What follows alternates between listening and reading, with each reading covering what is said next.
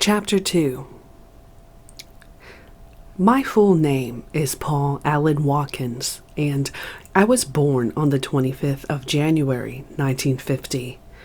I was 1 when my family moved to Sidon, Lebanon, where my father worked on the pipeline, and we were living in a sprawling, rather barren, apartment complex for Americans near the outskirts of the city, within walking distance of the Mediterranean and a boat-filled harbor.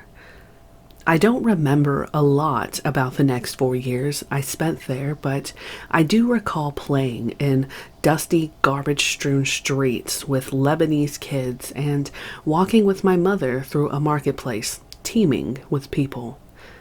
I could still visualize maze-like networks of narrow aisles littered with peelings, fish heads, and debris, flanks of hanging blood-red meat, roving fishmongers laden with squirming mackerel, women mending nets, smells of incense, spices, urine, oil, and sweat. Dark faces of young and old chattering in Arabic, a vast sea of color, motion, and humanity, and seagulls scavenging for food. I remember Arula and Rudy, the 2 17-year-old girls who took care of us while our mother was gone. From them, I learned how to speak Arabic and how to play the street games of children my own age. Once a week, they took us with them to the mosque, to light candles. I knew nothing about the Islamic religion and have only vague recollections of worshippers gathered to pray. My most vivid and precise collection is of Arula lighting incense in my bedroom each night after dinner, a memory that, to this day, triggers a deep and pervasive feeling of sensuality that I will always associate with Lebanon and the Middle East. We left Sidon when I was 5 and moved to Beaumont, Texas. We remained there a couple of years, then traveled to Thousand Oaks, California, where I attended school from 1st through 11th grades and became active in a variety of church groups. Unlike most kids, I always liked church. There was something about being inside one that filled me with a sense of humility. Maybe it was the stained glass windows or the singing of the choir, but somewhere in that ambience, I felt a deep reverence for life, a sense of spirituality that sustained me while growing up in Thousand Oaks. I experienced the same kind of feelings in nature, in the fertile, rolling hills beyond home, the sloping oak groves of the Conejo Valley, where as a boy I often hiked alone or with my brothers. At the tender age of 8, I became a student of the Bible, and I was active in youth organizations and church camps until the time I entered high school. My family were Methodists, and I attended weekend youth groups regularly. But religion didn't get funky until my 13th year, when I went to hear an outdoor evangelical meeting with a friend named Toby. It was a breezy autumn evening, and we had just eaten dinner before hiking across the ravine to the outskirts of town, where the meeting was assembled in a clearing under the oaks. We sat in the front row. I remember hearing the traffic in the distance, and I could see the lights from Thousand Oaks casting a glow along the rim of the foothills. There must have been 150 people there that night, most of them from out of town. About a third of the congregation were black, and you rarely saw blacks in Thousand Oaks. There was a lady playing piano and singing. She was short and pudgy and wore a battered straw hat laced with artificial flowers. Since she sat directly in front of us, we could look up her dress and ogle her enormous thighs, which slid together like 2 juicy hams. After singing a medley of rousing spirituals, she introduced herself as Lydia, then asked everyone to welcome Preacher Bob. I'll never forget Preacher Bob. He was tall, bald, and limber, Blue veins bristled in his wiry white arms as he stood up and raised his hands over his head, then smiled like a Cheshire cat. A gold hexagon-shaped ring flashed from his little finger. He stood directly in front of us, wearing pressed white slacks and a white shirt with the sleeves rolled above the elbow. He began at once to rave about Jesus. Through Jesus, he had found salvation and a new life. After 5 minutes under the floodlights, which were strung up around the stage on pieces of cord tied to oak trees, he was spewing sweat in prodigious salty drops. "There's still time, friends. There's always time to take Jesus into your lives." His voice reeled higher and higher. People started shouting, "Hallelujah! Glory to God!" Preacher Bob just grinned, wiped his brow, and raised his hands in praise. Then Lydia banged the keyboard and we all sang. Pretty soon I was clapping, clomping, and singing up a storm. I didn't care much about being saved. What revved me up was the emotion and the intensity, the almost primal sensuality of being out there under the stars with all those people, singing my guts out. For months afterwards, I attended services, got saved, felt fine, but I grew tired of weekly salvation. By the time I reached high school, my fervor for evangelism had waned, while my interest in music and singing had become a passion. During those days, I played the trumpet, and on weekends performed as a member of the Conejo Valley Youth Band. Often I'd play solos and dig on the crowd's reaction. I'm certain that it was during those performances, while I stood before all those eyes like some latter-day Elmer Gantry, that I first sensed my potential as a performer.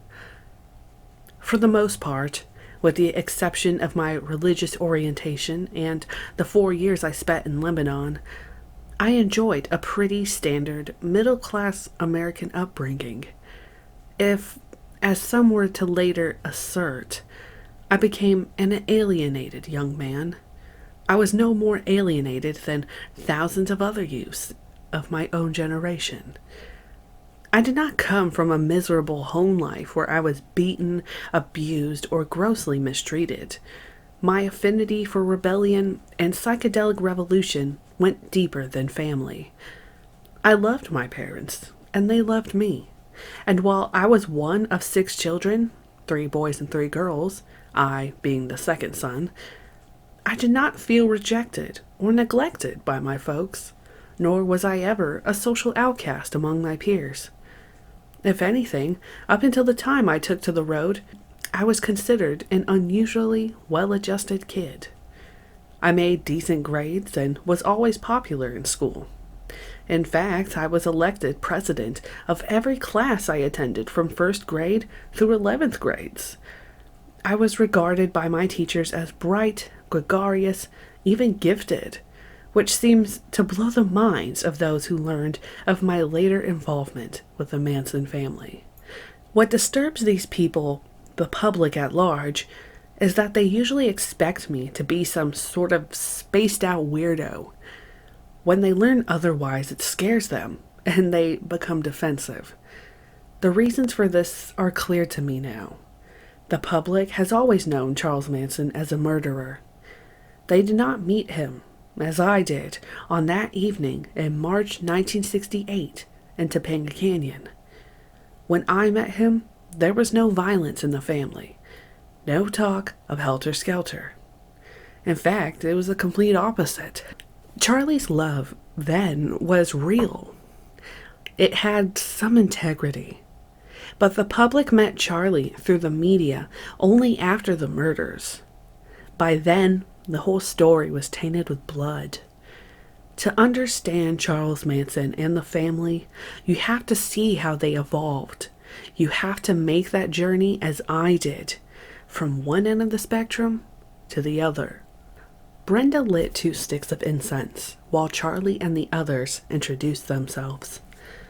Then I squatted beside Brenda and Snake at the far end of the table facing Charlie. Snake offered me a candy bar, and Charlie began to tune his guitar. I allowed my eyes to feast on the bevy of beautiful, unclad women. If an orgy was in the offing, I was more than ready for it. Snake wore a garland of tiny red roses as a headband, though I hadn't noticed them at first. So thick and red was her hair. But when I sat down beside her, she removed the band and placed it on my head. Then Brenda handed me a joint. The exact number present that night, excluding myself, was 12. Charlie, Sandra Good, Lynette Fromey, Squeaky, Bruce Davis, Snake, Diane Lake, Brenda, Nancy Pittman, Katie, Patricia Krenwinkel, Sadie, Susan Atkins, Mary Bruner, Stephanie Rowe, Ella Jo Bailey, and a guy called Motorcycle Mark. All but Mark were part of the original family Charlie had begun in San Francisco the year before. Had anyone told me 4 of these people would later be convicted of the most sensational murder of the century, and that the little guy named Charlie would be compared to men like Hitler and Jack the Ripper, I would have laughed out loud. The vibes pervading the scene that night were only mellow. Violence was the farthest thing from my mind as I glanced around the room. And just a note from me, I'm reading this book, and Snake is what Diane Lake was called in the family, but I can see a couple of errors, and for some reason twice over here in these page 11 and 12 it says Sanka or Sank. So I'm just, even though her name is spelled wrong, I'm just going to say Snake whenever she pops up, whether it's a grammatical error or not. The floor, except where the table was positioned, was covered with mattresses, which, in turn, were overlaid with blankets. Several Indian tapestries were tacked to the walls, and 3 potted ferns hung from the beams of the ceiling directly over the table. In the corner, leaning against the wall, was Mark's Harley-Davidson Sportster, covered partially with a beach towel. Charlie raised his eyes and nodded at a tall, slender, red-headed girl, Lynn Squeaky Fromey, who got up at once and left the room, returning moments later with a glass. Charlie took a drink, then smiled. "Sody water," he said aloud. He set the glass down, got to his feet, and stretched. I noticed how short he was, about 5'3", 2 inches shorter than I. He wore motorcycle boots and faded Levi's, the pockets of which were embroidered with flowers. Tied around his neck was a leather thong. With his arms over his head, his ribs protruded, but his body was sinewy and he looked strong. A Zapata-type mustache and shoulder-length brown hair highlighted the even, boyish features of his face and his dark, darting brown eyes. He seemed like a jovial little dude, which I could well imagine, what with all those delectable ladies around him. He was obviously older than the others and the focal member of the group, though at the time I was much more aware of Brenda and Snake, who sat beside me, smiling warmly. "Did you know Jay?" I asked Brenda, trying not to stare at her boobs. "The guy who used to live here?" She shook her head. "The house is empty when we moved in last week." "You all together?" She nodded. "We're a family," she said simply. "An extension of Charlie's love." I didn't know what that meant, but I was beginning to get an impression. Charlie sat down, and one of the girls placed a joint in his mouth. I wondered to myself, how does this guy do it? He's like a friggin' sultan. Then Charlie smiled at me before saying something to Bruce about the Harley. Moments later, Snake asked me where I was from, and everyone talked quietly, and I gradually felt the purely sexual vibes being dissipated and absorbed into the general feeling of closeness, a report which nothing like I had experienced in such a large group. I sensed that those people were really together, and it intrigued me. I didn't understand it then, but I felt it strongly. This, I thought, is what I've been looking for. Charlie took another hit from the joint, then began to sing. He bent forward, hugging the guitar, his hair hanging over his face. He really leaned into the music with body and voice, and he was good. Damn good, timing the notes and modulations with a loose, jointed, natural rhythm. Manson had soul, and there was genuine merriment in his manner, a contagious style that got everyone off. As a musician, I admired his talent for improvisation. It gave the music vitality. Plus, it was right up my alley, 'cause that's the kind of music I do best, and that's why Charlie and I connected so well that night. Those who have written about Manson have always implied that drugs and sex were his primary means of programming the family. But music was perhaps even more influential. No other art form better expresses and transmits the nuances of the soul. While Charlie was never a great instrumentalist, his voice was strong, and he has a good range. He could wail, croon, and get funky. That night was lighthearted and full of love. He got it moving by making up songs, singing nonsense verses with uncanny timing. I felt completely relaxed and into it. When he suddenly began a new verse, then hesitated halfway through it, I obeyed an impulse and sang the rest of it. "Right on, Paul, let's do it!"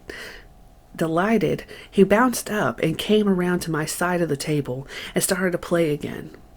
Pretty soon we were taking turns. First Charlie, then me, one verse following another. A full-on duet. All of it spontaneous. All of it coming together. Everybody digging it. Afterward he sang a song and the whole group joined in. It was a song I was to hear hundreds of times as a member of the Manson family. Your home is where you're happy. It's not where you are free. Your home is where you can be what you are, 'cause you were just born to be.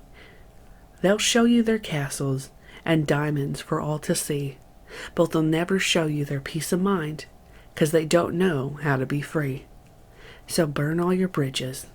Leave your old life far behind you. You can be what you want to be. Just don't let your mama find you. Anywhere you might wander, you can make your home. Just as long as you've got love in your heart, you'll never be alone. Later, Charlie sat beside me strumming the guitar. Bruce Davis had moved over and sat facing us across the table. Bruce, whom I would come to know well and who was subsequently convicted for his part in the murder of Shorty Shea, was a thick, heavy-set dude with an angular, saturnine face, usually wearing a tight-lipped expression. He had black, wavy hair and a very macho demeanor. He was 25. Like Charlie, he had done time. His hands were thick and gnarly, and he gestured with them sporadically while describing a motorcycle ride in Malibu, which resulted in busting up the Harley earlier that week. Hey, if that wasn't bad enough, Charlie gets up on the bike and starts riding around the sidewalk. Then he loses control and crashes the son of a bitch through a fucking bakery window. Charlie chuckled. A small space was visible between his front teeth. "Yeah, kinda got away from me," he said. "Kinda? Dig it, the fucking bike is still running, sitting in the middle of the 3 wedding cakes. The guy who runs the place is screaming like a banshee. Gonna tell the law. I go in, and Charlie's licking his damn fingers and asking the guy what kind of frosting he uses on the cakes.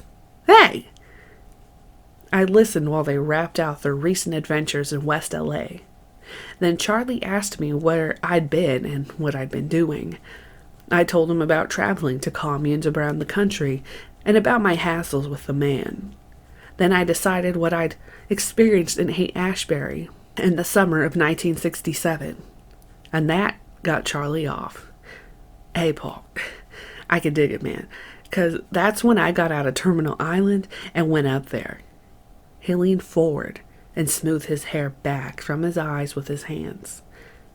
It's like, as soon as I left prison and went to the city, I met this dude who gave me something to eat, and took me up to the Haight. I stayed up there with him, and we slept in the park and sleeping bags, and we lived on the streets, and my hair got a little longer, and I started playing my music. And everyone's digging it, like tonight, and they're smiling at me and pulling their arms around me and hugging me. Hey, I didn't know how to act. Like, it just grabbed me up, man, that there were people that are real. Lynette, they called her Lynn, sat down beside Charlie and handed him a joint. He took a hit and handed it to me. Then, Paul, it's like you were saying, things got bad at the Haight. All the young love split. When that happened, I just got that old bus out there and said, hey, anybody that wants to go can go on this bus. This bus isn't mine, and it doesn't belong to anyone. We'll just put the pink slip in the glove compartment, and the bus can belong to itself. And we got some people together and turned off our minds and went looking for a place to get away from the man. Charlie tossed his head to flick the hair from his eyes. Hey, we went to Seattle, to Texas, to New Mexico, and the man was everywhere. Everywhere we went, and it was like a trip. We were going nowhere and coming from nowhere and just grooving on the road because the road seemed to be the only place where you can be free when you're moving from one spot to another. And we're still moving around. He smiled at Lynn and put his arm around her. It seems like when you're moving like that, you have the freedom to take a breath. To take a breath from the city. You know how crazy the city is. I nodded as Snake sat down beside me and offered me a drink from a cold bottle of root beer. Charlie smiled as I handed back the bottle. Then she left the room, returning moments later with 2 more bottles, which she handed to us. Charlie asked if I felt the love in the room. I said I did. He smiled, pulling one leg on top of the other into the half lotus before flicking his hair from his eyes. It's like if you love everything, you don't have to think about things. You just love. Whatever the circumstances hand you, whatever the dealer hands you, you just love the hand you got. Dig? He grinned, squeezing Lynette's hand, then set the bottled root beer on the table. I've never had much schooling. No home, in and out of orphanages, foster homes, reform schools, jails, and it's good, see? Because my head has always remained clear. Like, I have no opinion. But I know the truth, you dig? The truth has no word form. It just is. And everything is the way it is because that's the way love speaks. And when you tune in with love, you tune in with everything. That's not really a philosophy, that's a fact. And anybody who's got love in their hearts knows that. While I drank the rest of the root beer, Charlie told me that the love in the room belonged to him and that we should enjoy it because that's all there was to enjoy. With Snake and Brenda sitting beside me again, their sleek bodies delineated by the candlelight, I was ready to enjoy it. Looking back on that night through the lens of hindsight, it is easy to project interpretations which don't belong, particularly in the view of the fact that Charlie, Sadie, Susan Atkins, Katie, Patricia Krenwinkel, Bruce Davis, all present that night in Topanga, were subsequently convicted of first-degree murder. But what I can say is that I did feel the love Charlie spoke of.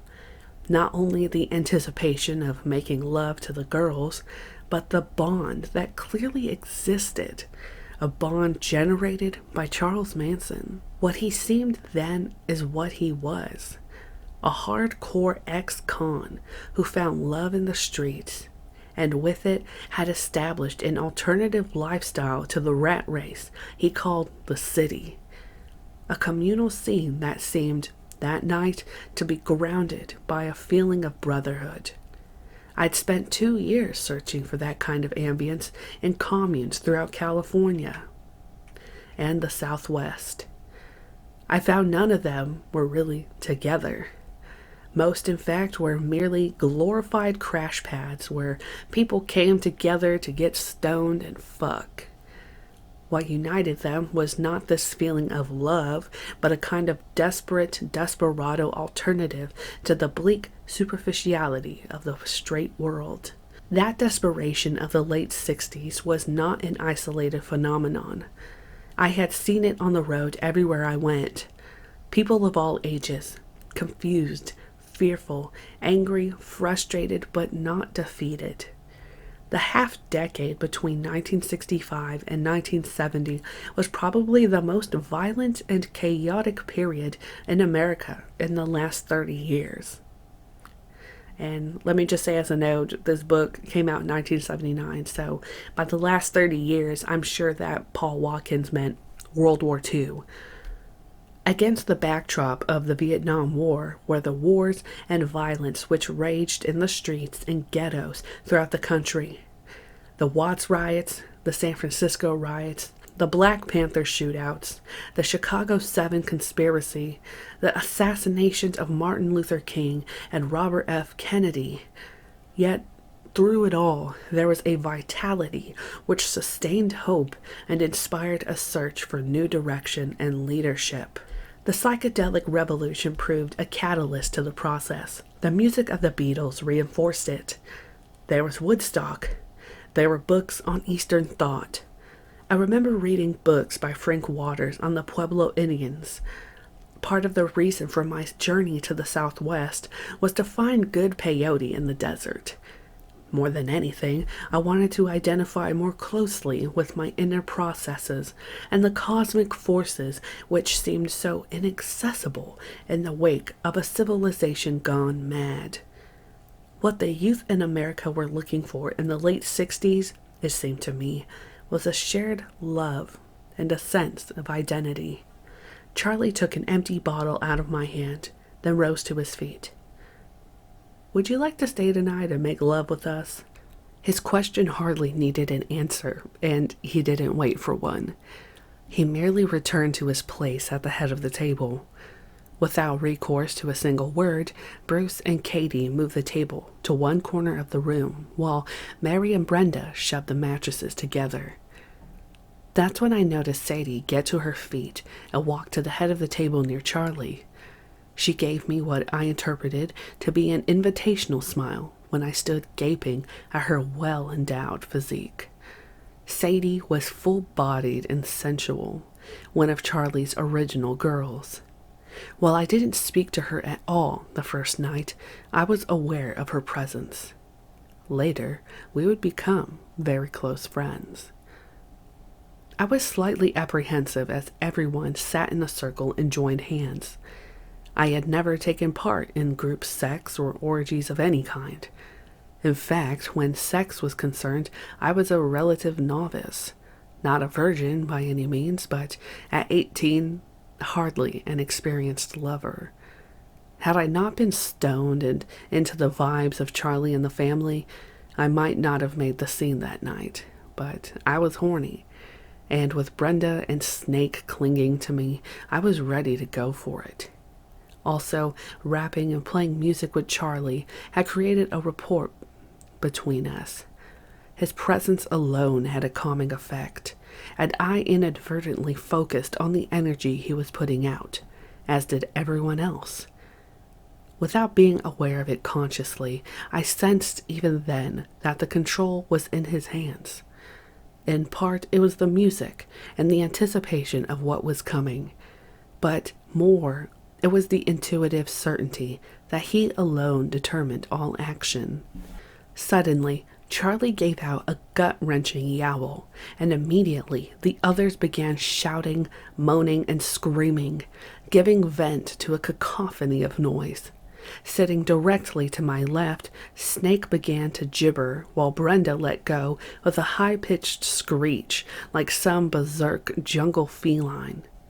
Though I was initially startled by the raucous outburst, I immediately understood it as a kind of tension release, a collective purging of the soul, and I managed my own half-hearted rendition of what sounded like a dying seal. Gradually, the noise subsided into a dull, penetrating drone, and I felt Snake squeeze my hand. Someone had turned on a stereo with the volume low, so that the sound seemed muted and hazy. The fire was still flickering among the coals, and I was aware of how warm the room was becoming. An emulation of Charlie, who sat almost directly across from me, people began closing their eyes. Somehow closing mine made it much easier, and I began to get into the flow of energy coming into my hands. Months later, when I moved into Spawn's ranch with the family, I would come to understand how Charlie programmed sexual energy into the group and how group sex functioned to unify the family. But that night, my primary concern was to get it on with Brenda and Snake. For what seemed like hours, we rocked back and forth, hands joined, until at last I realized that people were around me removing their clothes. I opened my eye and saw Bruce embracing Sandy, and I was aware of Charlie lying alongside Sadie and Squeaky, and a general tangle of bodies to which I seemed to be remotely attached. I heard the lugubrious sounds of lovemaking and the positioning of bodies. Of immediate and most pressing interest, however, was Snake, who began to unfasten my belt while Brenda lay down and I lay down beside her, caressing her cheek with my hand. She guided my hand between her legs while Snake pressed against me from behind so that I was sandwiched between the two girls. The grass had awakened my senses to every nuance of motion, to the slow undulations of our bodies greased with perspiration, to the perfection of everything tactile and audible. Oblivious of everything but the music, we moved together in a kind of harmonious, inventive slither, exploring orifices and contours with an amorphous precision, like underwater jellyfish congealed into a single entity. Then I rolled onto my back and felt Snake's tongue press into my mouth, while Brenda began giving me head. It was as if my entire body was immersed in sensation, as though together we moved through space like planets on a hot surface of moist and resilient flesh no longer alone in the universe. During the course of the evening, I made love with other girls, but it was dark by then and I was completely spaced out and never knew who they were. At one point, I remember lying beside Charlie and him repeating that the love was his and that we were all brothers and sisters in love. It did not occur to me that night that Charlie was bisexual. I didn't sense those kinds of vibes, and he made no physical moves in my direction, though later that dimension of our relationship would become something of an issue. Everyone was asleep when I got up before dawn, slipped on my moccasins, and tiptoed out to the porch. The air was crisp. Moisture glistened from the blades of wild grass growing around the house. Hundreds of tiny blackbirds were wide awake and chattering in trees along the ravine. I awakened with a new plan of action: to return to Big Sur and live alone on the beach. I don't know why this notion came to me so suddenly, and particularly after all the good feelings I'd experienced that night, but it did. It had never really occurred to me to remain with Charlie and the family after that first night. Even if the had asked me stay, I probably would have declined. I had little inclination then to live communally with anyone. Oddly enough, my meeting with Charlie had triggered a desire to be alone, to sort out my life and do my music away from the madness he had spoken of, away from LA and anything that smacked of civilization. The thought excited me as I pulled on my sweater and started back up the canyon toward my campsite.